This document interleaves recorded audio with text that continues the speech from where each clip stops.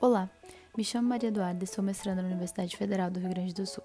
Meu trabalho pertence à área da fisiologia vegetal e é intitulado Fitotoxicidade de Quilaia brasiliensis em Lactuca sativa e Echinoclorus gale e seu potencial como herbicida.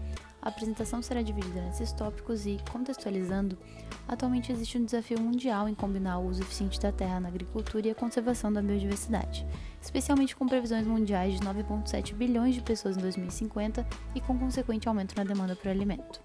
Um dos problemas que a agricultura enfrenta se deve aos organismos invasores denominados pestes, e as plantas invasoras são a categoria mais prejudicial, reduzindo 34% da produção. Com esses danos e para sustentar um alto nível de produção, o uso de pesticidas tem aumentado muito nos últimos anos, sendo o Brasil um dos 3 maiores consumidores de agrotóxicos no mundo. Embora eles mitiguem a maioria das pragas que crescem nas plantas cultivadas, seu uso continuado causa um impacto no meio ambiente e na saúde humana. Assim, é importante o uso de pesticidas seguros para o meio ambiente que possam substituir os nocivos métodos de manejo sintéticos, como os bioherbicidas, que são uma alternativa importante no manejo de plantas invasoras.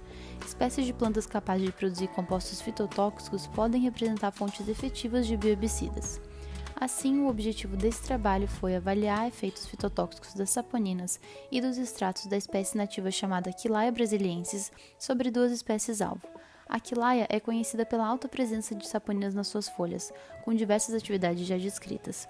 Se comprovada a atividade fitotóxica, a planta pode ser um potencial bioherbicida. Para isso, as folhas de quilaia foram coletadas, trituradas, colocadas em água destilada, filtradas e liofilizadas, para fazer o extrato aquoso utilizado nos experimentos, que também foi purificado para o uso das saponinas. Os ensaios foram feitos com sementes e plântulas de alface e capim-arroz. No experimento de germinação, sementes das plantas-alvo foram germinadas e colocadas e separadas nos extratos a concentrações de 4 e 10% e nos grupos controle, sendo o controle positivo cloreto de sódio e o negativo água destilada. Com a alface foi feito um experimento de germinação com saponinas. Os parâmetros analisados foram porcentagem de germinação, tamanho e presença de anomalias. No ensaio de crescimento, com plântulas de cada espécie, foram feitas aplicações dos mesmos extratos e controles descritos antes, sendo os parâmetros analisados o tamanho, conteúdo de clorofila e massa seca das plantas.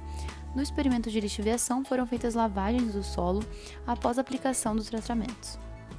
Ao final, as plantas foram colocadas no solo lixiviado e os mesmos parâmetros do ensaio anterior foram avaliados. Os principais resultados foram, quanto à germinação, os 2 extratos de quilaia tiveram fortes efeitos de inibição, tanto com alface, com nenhuma emergência relatada após 5 dias, quanto com capim-arroz, que teve uma redução drástica nas taxas de germinação com os extratos.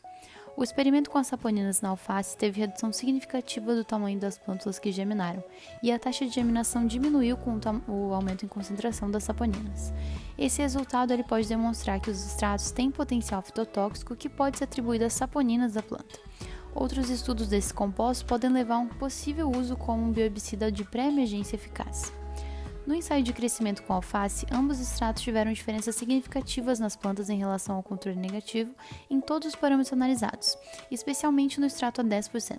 Interessantemente, quanto ao teor de clorofila, o extrato a 10% foi significativamente menor do que o próprio controle positivo, o que pode explicar as anomalias observadas nas folhas com o extrato a 4%.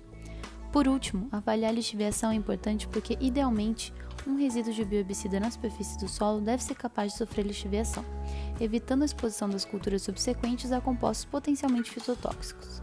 Na lixiviação com o capim-arroz, com os extratos, houve diferença significativa em todos os parâmetros analisados, portanto, uma exposição prolongada ao resíduo do extrato afeta essa espécie negativamente. A lixiviação com alface avaliou as taxas de germinação e o crescimento das plantas. Quanto ao crescimento, apenas o extrato a 10% teve redução significativa em todos os parâmetros, com plantas demonstrando sinal de clorose intensificada como demonstrado aqui. Curiosamente, a taxa de germinação foi maior com os extratos de quilaia do que com o controle negativo. E essa diminuição no efeito inibitório da germinação pós-lixiviação, combinada com os efeitos fitotóxicos do extrato sobre o crescimento, pode levar a um possível uso desse extrato como um bioherbicida de pós-emergência com baixo teor de resíduos no solo. E assim concluímos que os extratos de saponinas de Quilaia brasiliensis têm forte atividade fitotóxica contra alface e capim-arroz, e a partir disso mais estudos podem avaliar a possibilidade de uso com adjuvantes em formulações de bioherbicidas viáveis, sendo isso um passo importante em direção à sustentabilidade na agricultura para evitar mais danos ambientais. Muito obrigada pela atenção.